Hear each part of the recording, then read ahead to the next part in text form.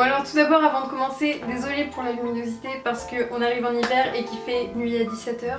Coucou les copains. Alors aujourd'hui je vous retrouve pour vous faire enfin mon update lecture. En soi j'ai encore terminé un 5e livre mais je veux le garder pour un autre update lecture. Donc du coup premièrement parce qu'on m'a pas pu s'étaler, j'ai lu More Than We Can Tell de Bridget Kemmerer. C'est l'auteur qui a écrit PS Tu me manques et j'ai parlé de ce livre dans un de mes dernières updates lecture. Et j'avais tellement adoré ce livre et un jour juste en scrollant dans Goodreads, j'ai vu que Bridget Kemmerer allait sortir ce livre qui était un tome 2, pas vraiment tome 2, genre un sequel, genre je sais plus comment on dit mais genre une suite mais avec d'autres personnages. Donc quand je suis allée en Irlande, vous l'avez peut-être vu dans mon book haul d'Irlande, je l'ai acheté et je l'ai lu et oh mon dieu c'était trop bien. Déjà j'étais tellement heureuse de retrouver Rêve parce que même dans PS Tu me manques, Rêve c'était Rêve, donc j'étais heureuse de retrouver Rêve. J'ai encore découvert des personnages absolument incroyables, je pense à Emma, et mon nouveau coup de cœur, ouais. Aussi, bah dedans en fait il y a un chien, et il est pas mal présent quand même dans l'histoire entre Rêve et Emma. Et j'avoue que j'aime beaucoup les histoires avec des chiens, je sais que dans Aristote et Dante découvre les secrets de l'univers, qui est un de mes livres préférés, il y avait un chien, et j'avais beaucoup aimé, et je crois qu'en fait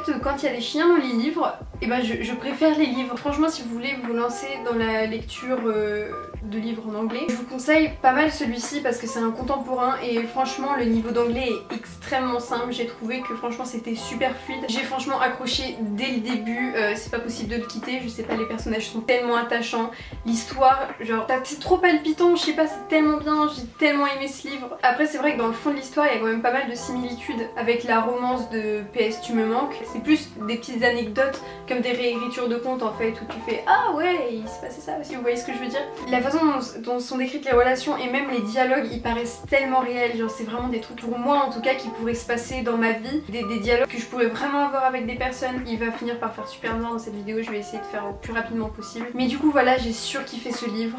Voilà, je vous conseille vraiment de lire PS Tu me manques déjà si vous ne l'avez pas lu, et après si vous lisez en anglais, lisez celui-ci parce qu'il est vraiment super. Là sur les deux prochains, j'en ai commencé un d'abord mais terminé un d'abord, donc je vais commencer avec celui que j'ai terminé en premier. Avec la rentrée pour les cours j'ai dû lire 1984 de George Orwell parce qu'on travaillait sur la dystopie, donc j'étais vraiment super heureuse de travailler sur la dystopie. En plus c'était un livre que je voulais lire depuis très longtemps donc j'ai choisi celui-ci. J'ai pas aimé 1984, on va se le dire directement. Déjà parce que je suis pas vraiment habituée à lire beaucoup de classiques. J'en lis de temps en temps mais c'est plutôt rare. C'est vrai que je lis de la dystopie mais pas de la dystopie aussi hard, c'est-à-dire que quand je lis de la dystopie c'est de la dystopie young adulte, de la dystopie avec une romance, c'est de la dystopie toute choupinette où tout se termine bien à la fin. Et donc là j'avoue que ça m'a un peu prise au dépourvu. J'ai pas du tout aimé, vraiment. Je sais pas, je suis trop jeune, peut-être que vous allez me dire que je suis trop jeune donc je suis pas encore mature pour comprendre. Déjà je suis quelqu'un de très optimiste et là j'ai trouvé ça tellement glauque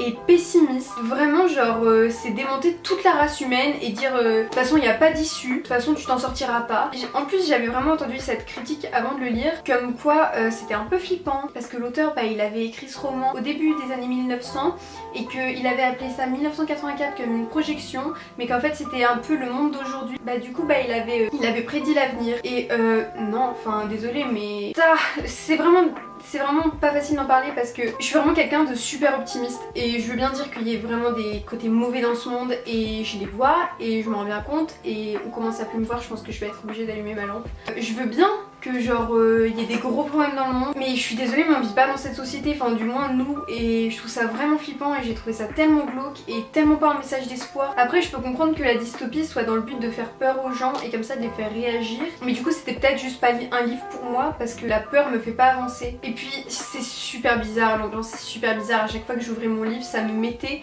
mais vraiment mal à l'aise, c'est à dire qu'il y a vraiment des scènes, ça me mettait super mal à l'aise. Je pense que je vais allumer ma lumière parce que je vais finir par disparaître. Bon du coup vraiment désolée pour cette luminosité parce que j'aime pas du tout quand la lumière est jaune comme ça, mais on n'a pas le choix, désolé. Quand je le lisais j'étais vraiment en mode c'est pas super quoi, c'est vraiment pas super. Je suis très luisante mais c'est l'adolescence.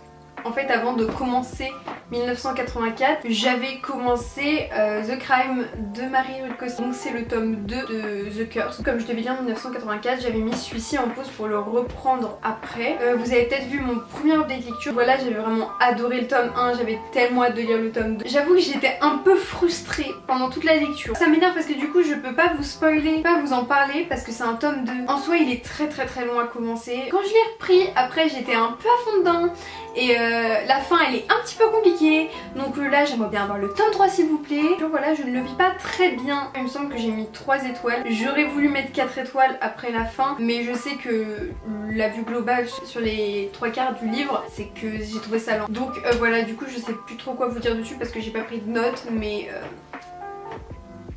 puis ensuite pour terminer j'ai lu Nous sommes tous des féministes de Chimamanda Ngozi Adichie. Je connaissais déjà un peu cet auteur parce que j'en avais entendu parler sur la chaîne de Chimpanzé, je crois qu'il s'appelle, je suis plus sûre qu'il s'appelle comme ça mais je crois que la chaîne s'appelle Chimpanzé ou un truc comme ça. Et il avait parlé d'un livre comme ça que j'avais mis dans ma liste Amazon qui était comment faire une éducation féministe ou quelque chose comme ça. J'ai lu celui-ci avant. Ouais bah c'était super quoi. Et j'ai dû mettre 4 étoiles parce que j'ai beaucoup aimé la partie 1. C'est un discours. Donc la première partie c'est de l'argumentation. Moi j'ai vraiment bien aimé même si j'ai trouvé que ça couvrait pas tous les aspects du féminisme que j'aurais aimé que ça couvre. Mais après c'est vraiment super court. Bah et franchement j'ai beaucoup aimé la partie 1. Enfin en fait c'est comme si je lisais ma pensée si vous voulez. Donc voilà, moi forcément ça m'a plu. Mais après du coup il y a le tome 2 qui s'appelle... Il y a le tome 2. Il y a la deuxième partie donc ici qui s'appelle Les Marieuses. En gros c'est plus de la fiction pour illustrer son propos dans la première partie. Ça j'ai été un petit peu moins fan. Enfin moi personnellement j'ai pas trouvé ça